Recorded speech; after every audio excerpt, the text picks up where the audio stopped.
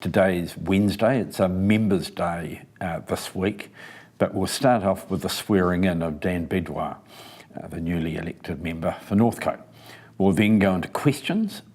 Question 1, Simon Bridges to the Prime Minister. Does he stand by all his government's policies and actions?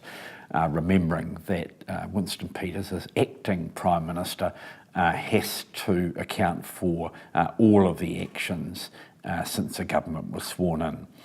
Clayton Mitchell to the Minister of Forestry about the changes to the Official Investment Act.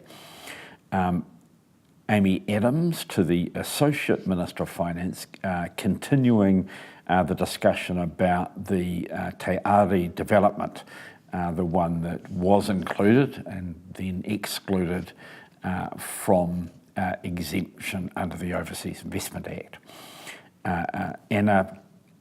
Anahela Kanogataha Suisuiki has got a question to the Minister of Social Development. What recent announcements has she made about service culture at work and income? Judith Collins to the Minister of Housing. Does he stand by all his statements? Paul Goldsmith to the Minister for Regional Economic Development. Is he concerned about the effect of government policies on regional property development? Then we go to questions to biosecurity, on national health targets, inland revenue, defence, about a naval patrol, questions to the police. And David Seymour is having a very rare opportunity to ask a question. His is to Phil Twyford. What is the most effective measure he has put in place to increase housing supply since he received his ministerial warrant? So that will be interesting. We then go on to the general debate, which takes an hour, and as it's Members' Day, we go on to the Friendly Societies and Credit Unions Amendment Bill. It's third reading, so this is right at the final part of its life as a bill from Stuart Smith.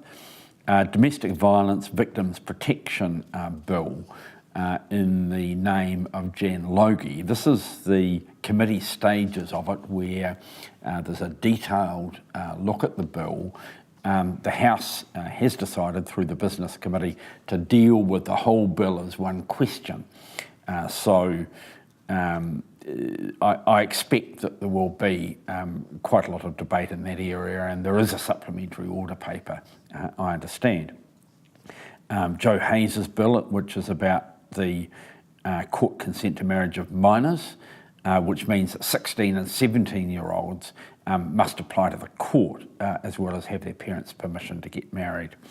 And then the last bill we're likely to get to is the second reading of the Newborn Enrolment with General Practice Bill in the name of Parmjit Parmar, and that requires newborns to be enrolled at a general practice and a primary care organisation before they're 6 weeks old.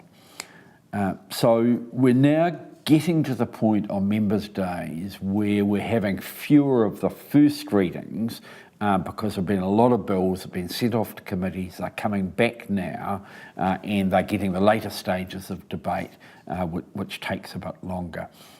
So we'll get some passed, and it'll be interesting to see how the others go.